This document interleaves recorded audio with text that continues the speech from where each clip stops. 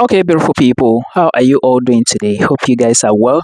So, let's talk about another episode today. Today is episode Canada, and I am going to be discussing Canada study visa.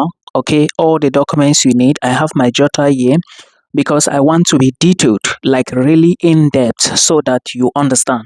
Now, if you are watching this video, understand that there is a video I did last time. The video is on the channel already. Check the video beneath this one, then you subscribe. Now, this channel is only for Canada, South Korea, Japan, USA, UK, New Zealand, and Australia. Okay, any country that cannot give a student a, permanent residency, from not just permanent residency, from stay back, that is to say you study, then you get work options like to stay back and work, then after that you move to PR, then citizenship. If the country cannot give that, I don't talk about those countries. Okay, and on this channel we are going to be talking only Canada and the others. Now, if you are looking for Europe content, go to my other YouTube channel. Thank you so much. Now let's talk about the continuation of the documents that you need to apply for Canada study visa. Remember, I actually did 13 applications during my time. This is the last applications. I do not want to talk about the US applications, and I also turned down my offers for Canada.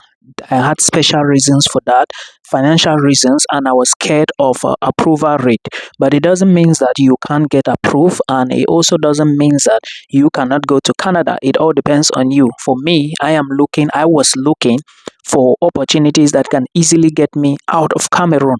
Now, let's go. If you want to apply for a study permit, you are going to get a visa from the Canadian officials, which is IRCC, and after you land in Canada, you will get a study permit. Now, these are the documents that you need. This is a continuation video. The first document I want to talk about in this video, please check the other video, okay, is your family information document. Now, this family information document is usually on the, by the way, let me let you know that I didn't start study abroad today, and I have guided so many people in this country I reside, many of them in US, many in Canada, many distributed all over Europe, okay? So the family information document is a document you are going to get on the IRCC website. Then when you get to the website, you have to download this document. Then you fill it. There are a lot of informations you need to put on it. Then you fill it, you upload it back to the website. Now, on that family information document, you have details about your family, your siblings, and every other person. I want you to remember that what you are saying, anything you are putting on that form should be truthful and factual, because after that, you may never have a chance to do the editing again. And if you do not do it correctly, any other person in your family that intends to migrate to Canada or to visit you in future might have a problem. Okay, so you need to put this into consideration. Now, let us talk about another document, which is the proof of financial support. I want to clarify something. Proof of funds have increased compared to 2024 and early 2025. Okay, IRCC made the update. It's not been long. And in another video, I'm going to break down the currencies couple together with proof of funds for those who are going in for PR, that's permanent residency. But for now, let's focus on the documentation. So for proof of funds, you need to prove to the IRCC or to the Canadian officials that you have your tuition for one academic year, you have your living costs for 1 year, you have your transportation money or return ticket back home for one academic year. So this is what you need to know. Now, we are not talking about the amount here. I will discuss the amount in another video. What you need to do is the sources of the proof of funds. How are you going to show IRCC that this money, you actually got it from a source, or it actually came from somewhere? One, if you work. This is the option if you work. Now, if you work for a company, therefore you have an employment letter, right? You need to bring your 4 to 6 months of their bank statement, because if you work, it means you have savings. And I'm not talking about a job that will pay you maybe 30K, 40K, 50K. No, that's not a job I'm talking about. I'm talking about a job that maybe gives you at least 100K, 150. I understand most of us, we do not earn that amount, which is totally fine. What can you do in this case? You can still show that, explain to IRCC. At the end of the day of this video, you will know what to say.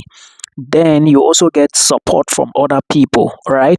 Now, if you are showing them your proof of financial support, which is your bank statement for 4 to 6 months, you also need to show them your employment letter.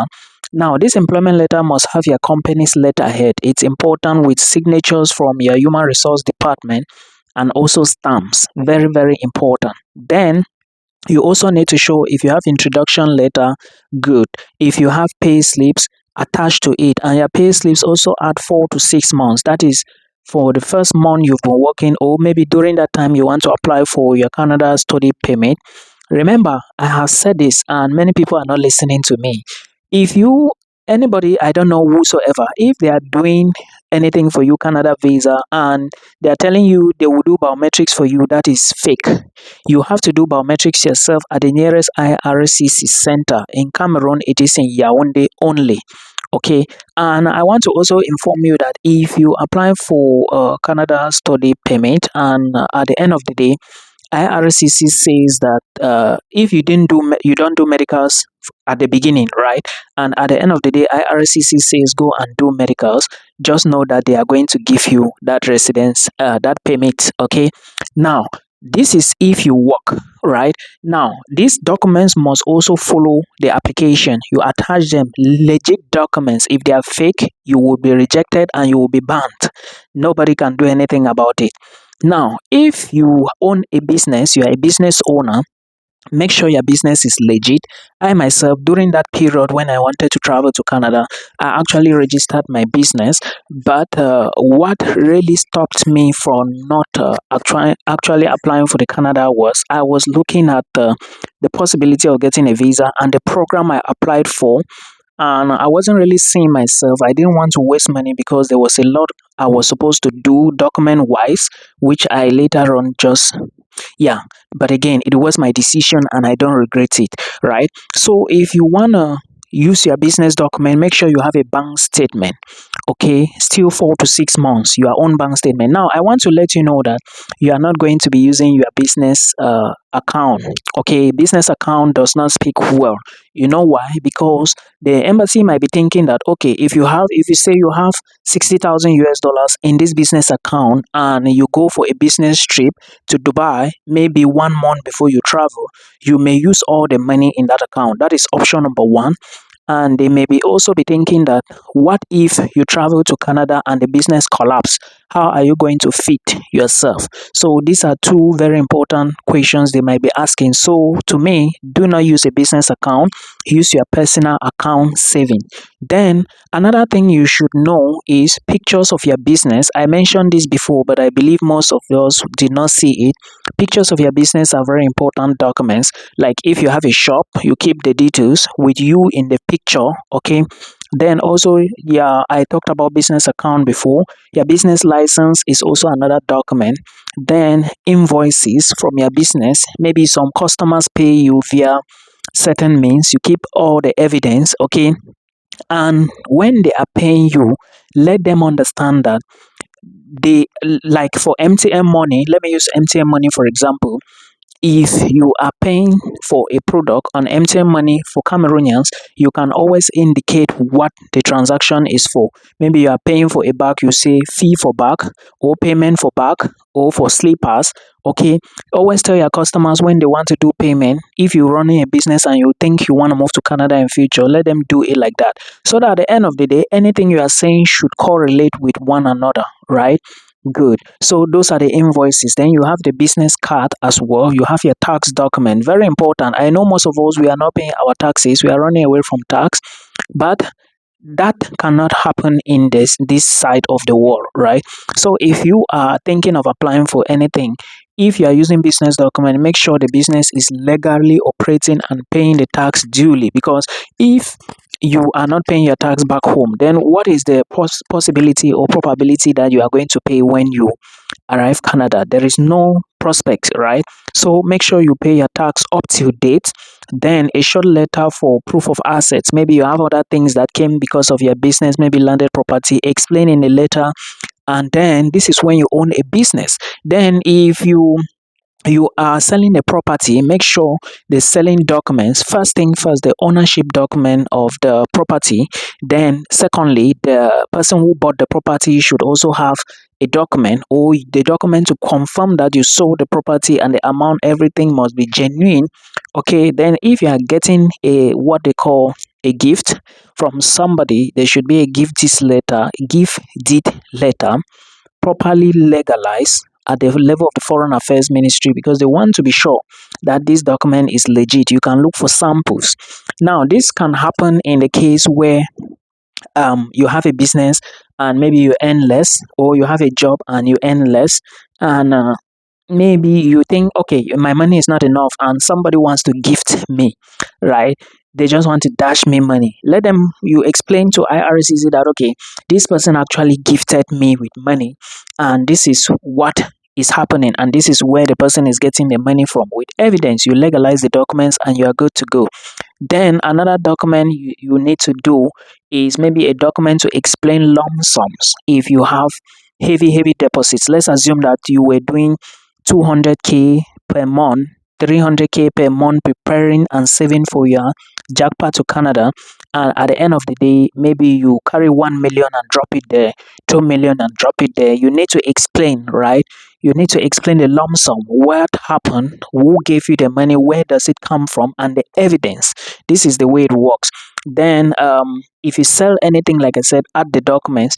Then if you are using your own, like you have a sponsor, you have to bring proof. Let's say your parents, your mother, your brother, your sister, or your father is sponsoring you. You have to bring evidence to show these people are your family members. Of course, birth certificates can show all of this, right? And yeah, I think that is the easiest document. Then you also need to show employment if they are employed, because of course, if you are saying somebody is sponsoring you, you need to also prove that they are employed, because if they are not employed, they should be getting money from somewhere, right? If they are not getting it from a job, they should be getting it from a business. You bring all of those documents together and let them correlate. Now, if you have a scholarship, then you have to show the scholarship letter. If you took a loan, you need to show the loan letter with every information. And mind you, this loan should be paid. If you took a loan, let me explain this because most people do not understand. If you take a loan to study in Canada or US, make sure the loan company pays your tuition immediately to the school account. If there is any tuition left, let them pay it. They shouldn't give you the money, because you cannot be telling the visa officer that you have a loan of maybe $50,000 and your tuition fee for 1 year is $30,000. You didn't pay anything.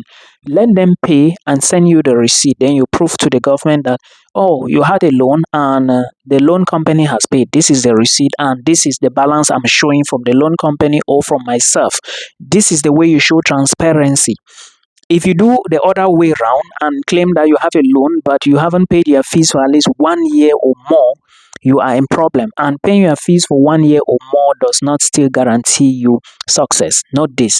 Then also, if let's say you have a scholarship and it's partial funding, then you need to also remember that you need to show amounts or money for the balance of the tuition, right? I already said you must make sure that you have your tuition for 1 year, living costs for 1 year, and any miscellaneous for transportation and everything.